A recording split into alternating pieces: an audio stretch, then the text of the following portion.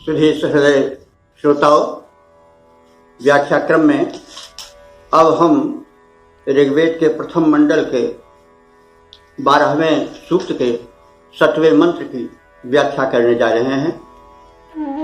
इस मंत्र में हम यदि शीर्षक देखना चाहें तो आज व्याधि नाशक अग्निदेव, क्योंकि मनुष्य परेशान है दो वस्तुओं से, एक आदि से, मानसिक व्याधि से, और दूसरे शारीरिक रोगों से। तो अग्निदेव इन दोनों को दूर करते हैं, इसलिए अग्नि उपासना बहुत आवश्यक है। और अग्नि उपासना मान लीजिए जो जक्षाग्नि की उपासना नहीं करेंगे, जक्षाग्नि कमजोर हो जाएगी, शरीर निर्बल पड़ जाएगा और फिर राम नाम सत्य की नौबत आ जाएगी। तो कहाँ कहाँ तक हम कहें तो अग्नि की उपासना करनी चाहिए, वे हमारे सारे कष्टों को दूर करने वाले हैं। यह भाव इस मंत्र में व्यक्त किया गया है। तो मंत्र के ऋषि पूर्वोक्त हैं, मेधातिष्काण देवता अग्नि हैं और छंद गायत्री है। मंत्र इस प्रकार से है। ओम कविमग्निम उपस्तुहि सत्य धर्म मध्वरे देवमविचातनम देवमविचातनम।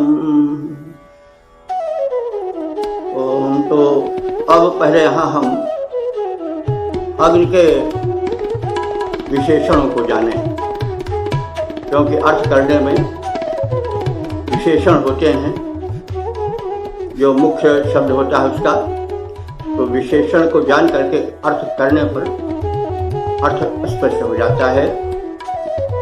तो कविम अग्निम खंड होगा, कविम अग्निम उपस्तु सत्य धर्माणम अध्वरे देवम अमीव चातनम। तो अग्निम, अग्नि को, कविम, अग्नि कैसा है? कवि है। कवि माने सर्वज्ञ है, मेधावी है और आनंद वितरक है। और कैसा है? सत्य धर्माण, सत्य धर्म का आचरण करने वाला है। अध्वरे माने यज्ञ में। देवम दिव्य शक्ति वाले, देव का अर्थ आप लोग जानते हैं, दानाद द्योतनाद दीपनाद व, जो दान करे, जो द्योतन प्रकाश करे, वह देव है। तो वो अग्निदेव है। और अमीव चातनम, अमीव कहते हैं कीटाणु को, अमीवा, अमीवा शब्द कीटाणु के लिए आता है, कृमियों के लिए आता है। चातनम माने नष्ट कर देने वाला, चाट जाने वाला। तो इस प्रकार से अग्नि को बताया गया है। तो कवि है, सर्वज्ञ है, आनंद वितरक है और सत्य और धर्म में विद्यमान रह करके सत्य और धर्म का शिक्षण देने वाला है। यज्ञ में उसका बहुत बड़ा हाथ होता है। अध्वर में, अध्वर शब्द फिर आया है। अध्वर कहते हैं हिंसा के यज्ञ को। ध्वर माने हिंसा, अध्वर माने जहाँ हिंसा हो। बार बार ऋग्वेद का ऋषि कह रहा है कि यज्ञ को अध्वर बनाओ। बाद में जो हिंसा हुई वो अर्थ के गलत समझने के कारण यज्ञ को अध्वर कहा गया है। हमेशा जहाँ इसके विपरीत कहा जाएगा वो वहाँ पर हम स्पष्ट करते चलेंगे कि यहाँ पर अर्थ करने में थोड़ी कमी की गई है। तो अध्वर में, यज्ञ में हम यानी हे पुरोहित, हे यजमानो, आप लोग जो हैं वो यज्ञ में उस अग्नि को बुलावें, उस अग्नि का आवाहन करें, स्वागत करें, उसको अपने स्तुति का पात्र बनावें, जो कि कवि है, मेधावी है, जो कि सत्य धर्म का पालन करने वाला है, जो देव है, दाता है, और जो अमीव चातनम, अमीव कृमियों को रोग के कीटाणुओं को चाटनम चाट जाने वाला है, नष्ट कर देने वाला है। तो ऐसे अग्नि को अपने यज्ञ स्थल पर बुलाओ, आराधना करो और स्तुति माने उसकी स्तुति करो। तो सामान्य अर्थ होगा, हे उपासकों, तुम अग्नि रूप परमात्मा की स्तुति करो। वह सर्वज्ञ है, सर्वव्यापक है, सत्य धर्म है। शुभ कर्म रूपी यज्ञ में उस दाता परमात्मा की विशेष उपासना करो। वह विघ्न स्वरूप 8 व्याधियों को उत्पन्न करने वाले कीटाणु रूपी शत्रुओं को विनाश करने वाला है। तो इस प्रकार से अग्नि की स्तुति हुई और साथ साथ ये आदेश दिया गया कि अपने हर शुभ कर्म में यज्ञ को सम्मान दो, यज्ञ में आहूत देवता का सम्मान करो। और यहाँ पर अग्निदेव के लिए विशेष रूप से कहा गया है। तो इसका छंदोबद्ध रूप इस प्रकार से होगा, हे उपासकों यह कार्य करो, हे उपासकों यह कार्य करो, शुभ कर्म रूप इस यज्ञ भूमि पर परमात्मा का ध्यान धरो। हरि रूप सर्वज्ञ सर्वव्यापक है वह, हरि रूप कीटनाशक है वह, सर्वज्ञ सर्वव्यापक है वह, हरि रूप कीटनाशक है वह, शुभ कार्य धर्म पालक है वह, दाताओं का शासक है वह, दाता सबका शासक है वह। उस परम प्रकाशक के समीप नव जीवन नव उल्लास भरो, उस परम प्रकाशक के समीप नव जीवन नव उल्लास भरो। हे उपासकों यह कार्य करो, हे उपासकों यह कार्य करो, शुभ कर्म रूप इस यज्ञ भूमि पर परमात्मा का ध्यान धरो, उस अग्नि रूप का ध्यान धरो। ओम। सुधीर श्रोताओं, अब ऋग्वेद के प्रथम मंडल के 12वें सूक्त के 8वें मंत्र की व्याख्या की प्रस्तुति होने जा रही है। मंत्र को अगर हम शीर्षक रूप में देखना चाहें तो इस प्रकार से समझ सकते हैं कि यजमानों का रक्षक अग्नि। तो जो यज्ञ करता है वह यजमान है और यज्ञ के कई प्रकार होते हैं। जितने शुभ कार्य हैं सब यज्ञ ही है। प्रसंगानुकूल समझ लेना चाहिए कि यह संपूर्ण जो शिष्य का यज्ञ चल रहा है उसका प्रतिफलन है या जो एक यज्ञ स्थल पर आहुति डाली जाने की क्रिया है उसका द्योतक है। तो यहाँ पर यजमानों की यज्ञकर्ताओं की रक्षार्थ प्रार्थना है, अग्निदेव से निवेदन है, जो मंत्र में इस प्रकार से है। यस्त्वामग्ने हविष्पतिर्दूतं देव सपर्यति तस्य स्म प्राविता भव। यस्त्वामग्ने, यह त्वाम अग्ने, अग्ने हे अग्निदेव संबोधन है। हे अग्निदेव, यह त्वाम जो तुमको हविष्पति, हविष्पति माने हवि को अर्पण करने वाला यजमान, त्वाम देवदूतम सपर्यति, तुझ देवदूत अग्नि की सपर्या करता है, उपासना करता है। तस्य स्म प्राविता भव, तस्य माने उस यजमान के, उस हव्य समर्पक के तुम प्राविता, प्राविता माने विशेष रक्षक, भव माने हो जाओ, यानी यजमान के विशेष संरक्षक अग्नि देवता बने। जो यज्ञ करता है, कोई भी यज्ञ हो, यज्ञ के कई भेद बताए जाते हैं। तो उन किसी भी यज्ञ को करें, जितने शुभ कर्म हैं वो सब यज्ञ है। तो शुभ कर्मियों के सहायक बने, क्योंकि शुभ कर्म में बड़ी बाधाएं आती हैं।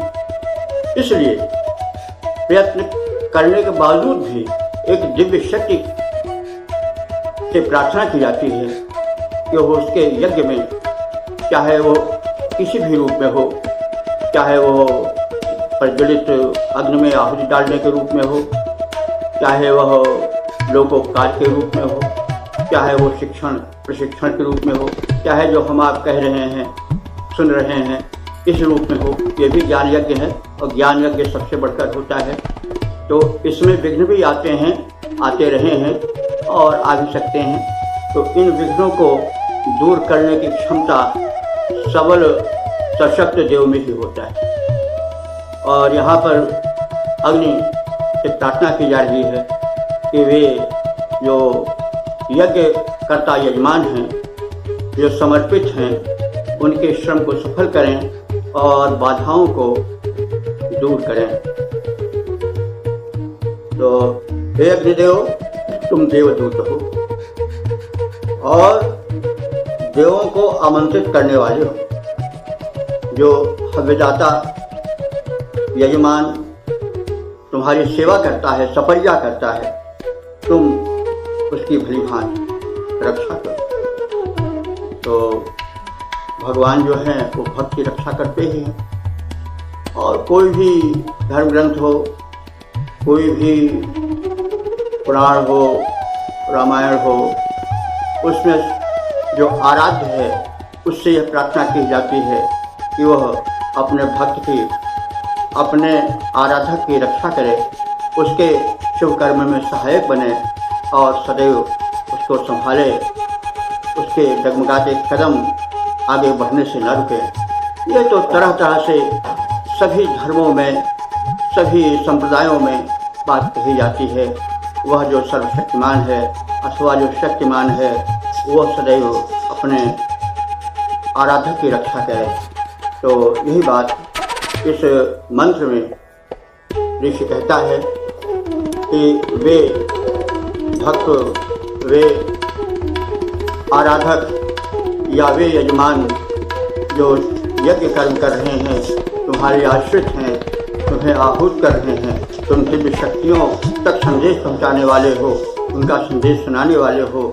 तो तुम उनकी सफलिया को, उनकी सेवा को ध्यान में रख करके उनका कल्याण करो और उनके प्राविता विशेष रूप से रक्षक बनो।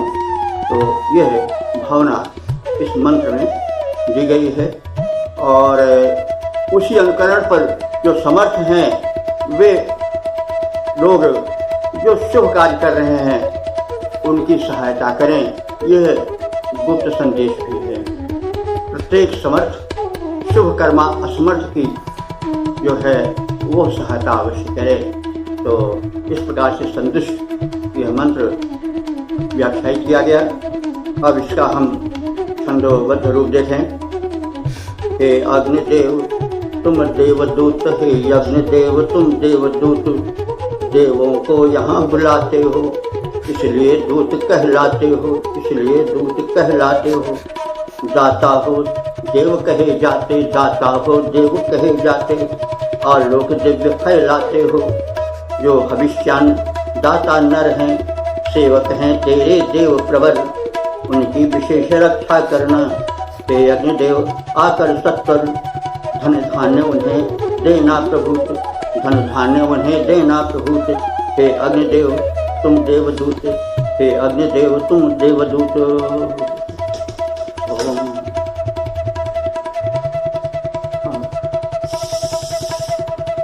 हे श्रोताओं, वेद प्रेमियों, संप्रति ऋग्वेद के प्रथम मंडल के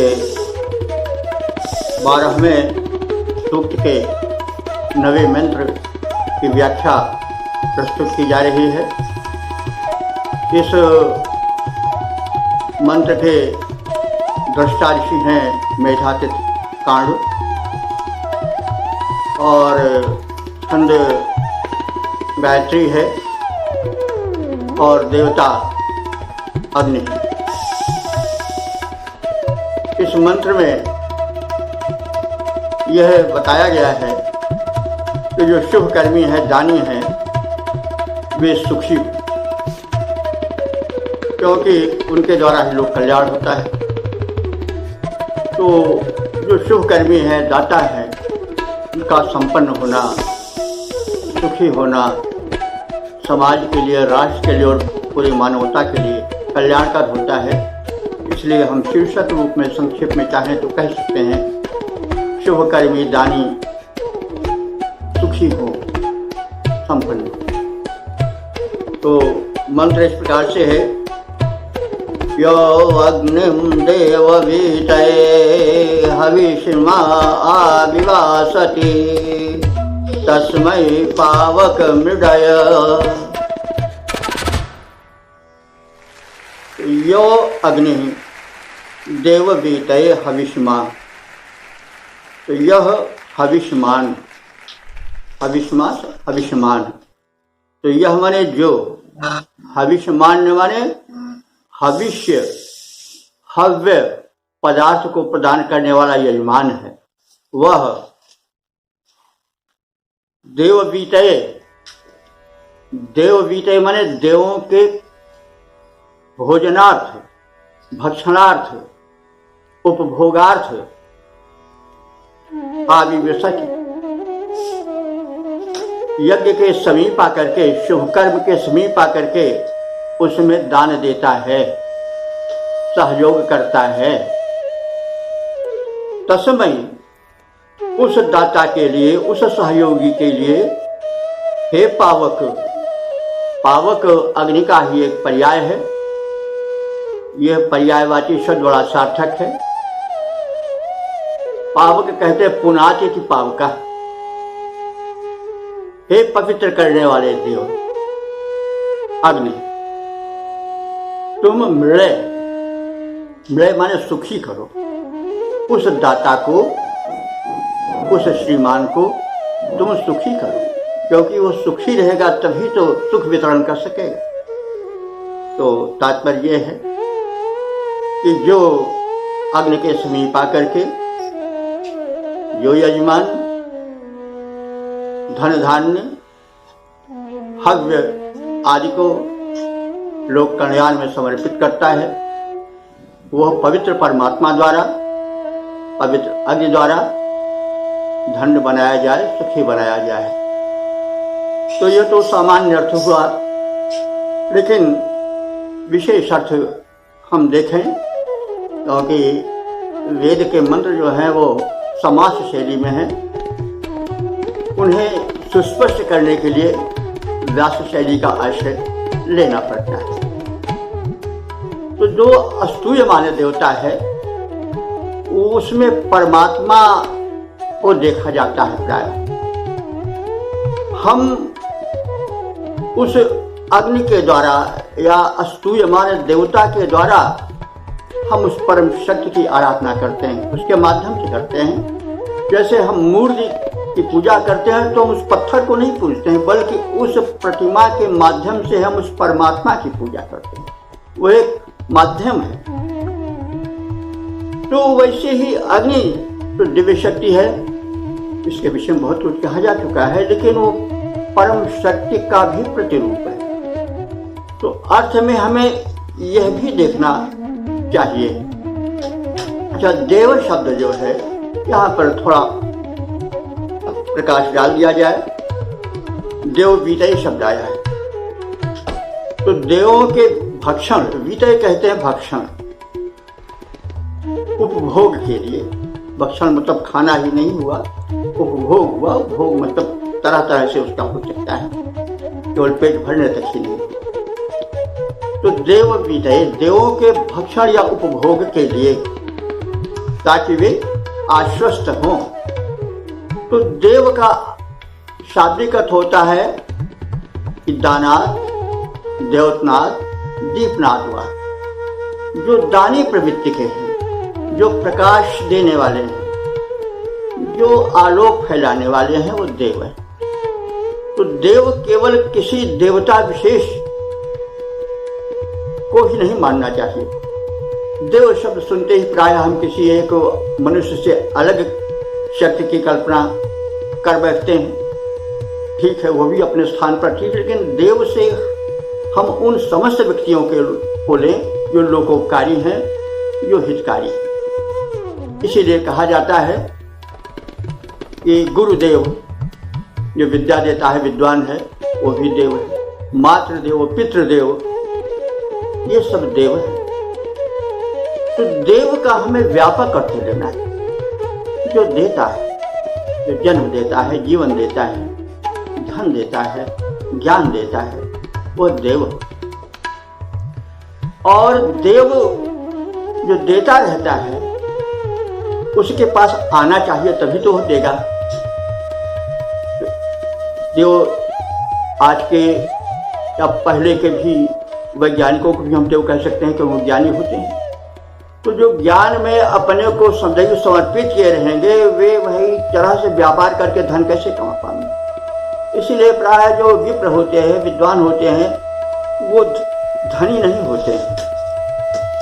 इसीलिए हम गुरुकुलों में प्राचीन काल में जो आज कार्य हो रहा है प्रयोगशालाओं में, वह ऋषि के आश्रमों में होता था। और गुरु और विद्यार्थी मिलकर के शोध तरह तरह के करते थे। तरह तरह शास्त्र के विषय में, समाज के विषय में शोध करते थे। तो उन्हें शोध के लिए, ज्ञान प्रसार के लिए पर्याप्त समय मिल सके, इसकी व्यवस्था की जाती थी। श्रीमान लोग, राजा महाराजा लोग उन्हें दान देते थे। भिक्षा की भी व्यवस्था थी, लेकिन नहीं कि दिन भर भिक्षा मांगते रहो। केवल 5 घरों में जाकर भिक्षा मांगने की अनुमति है। बस 5 घर में जो घंटा आधा घंटा लगे, इससे ज्यादा नहीं। यही नियम, क्योंकि वो जब धनार्जन में और इसी में, तो फिर वो आराधना क्या करेगा, समाज के लिए शोध क्या करेगा, ज्ञान विज्ञान में क्या योगदान देगा। तो इन सब भूमिकाओं में हमें देखना चाहिए। इसीलिए देव शब्द जो हैं वे देने वाले प्रत्येक हैं, चाहे वो प्राकृतिक शक्तियां हों और चाहे मनुष्य में व्याप्त ज्ञान विज्ञान के प्रदायक विद्वान हों, गुरु हों, माता पिता हों या कुछ हों, वे सब देव ही। तो हमें इस प्रकार से व्यापक रूप से अर्थ लेना चाहिए। और निघंटु में, निरुक्तादि में देव की व्यापक व्याख्या की भी गई। इसलिए अर्थकर्ता, श्रोता, मननकर्ता को चाहिए कि अर्थ की व्यापकता में प्रवेश करे। तो अग्नि को परमात्मा के रूप में या उसकी परम शक्ति के रूप में स्मरण किया जा रहा है, उससे निवेदन किया जा रहा है।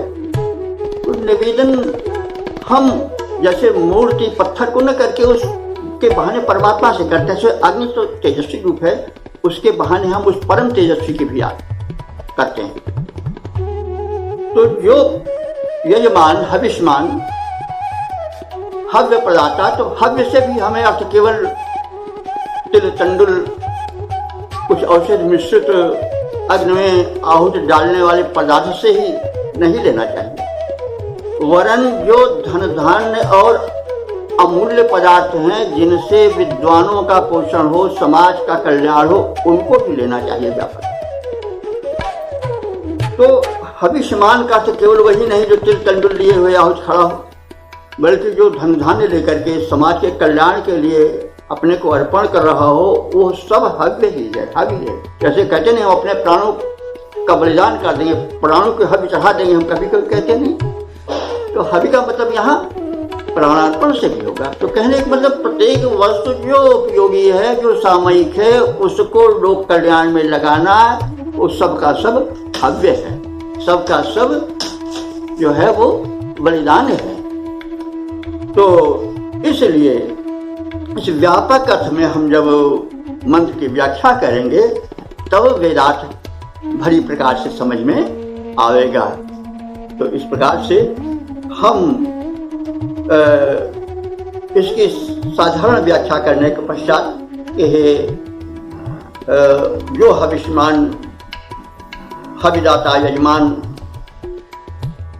अग्नि देव के भक्षण के लिए यज्ञ के समीप आता है, हे पवित्र करने वाले अग्नि देव तुम उसको सुखी करो।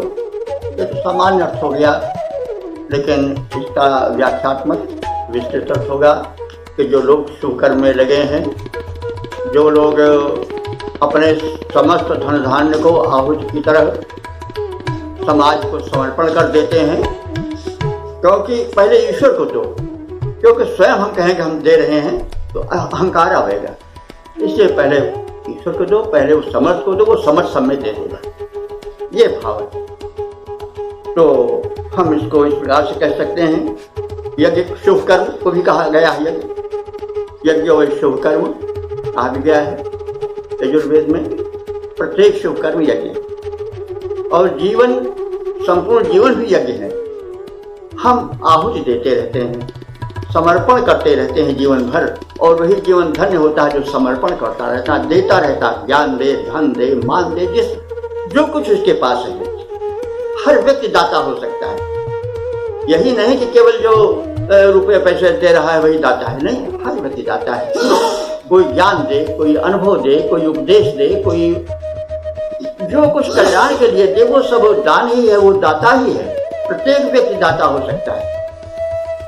तो अग्निदेव से, जो कि यहाँ देवता है, उससे प्रार्थना की जा रही है कि आप इस शुभ कर्म रूपी यज्ञ में जो यजमान, जो बलिदान करता आकर समाज और लोकोपकार में अपना समर्पण करते हैं, आप पवित्र करने वाले हो, आप पावक हो, पुनाचित पावक, आप उन्हें पवित्र करो, उन्हें सुखी करो, उन्हें समुन्नत करो, ताकि उन सब के बहाने समाज की भी समुन्नति हो, लोक कल्याण हो, विश्व कल्याण हो, सचराचर का कल्याण हो, मानव शिष्य स्वर्ग बन जाए। ये सब इस व्याख्या में भाव निकलेंगे। तो इसको हम थोड़ा विस्तृत रूप से एक बात जान ले कि जो यज्ञ रूप शुभ कर्म करता, देवों के दिव्य शक्तियों वाले, ज्ञान विज्ञान बढ़ाने वाले मनुष्यों के उपभोगार्थ, उनके वृद्ध्यर्थ, उनके बढ़ती के लिए अपने भविष्यान्य, अपने धन धान्य ऐश्वर्यों का उपयोग करते हैं। इस प्रकार से समाज सेवियों के लिए, धनिकों के लिए, हे पवित्रकर्ता अग्निदेव, हे परमात्मन, तुम उन्हें सुखी करो, संपन्न करो, ताकि वो समाज की सेवा निरंतर करते रहे। तो इसको हम इस रूप में, छंदोबद्ध रूप में भी देख सकते हैं।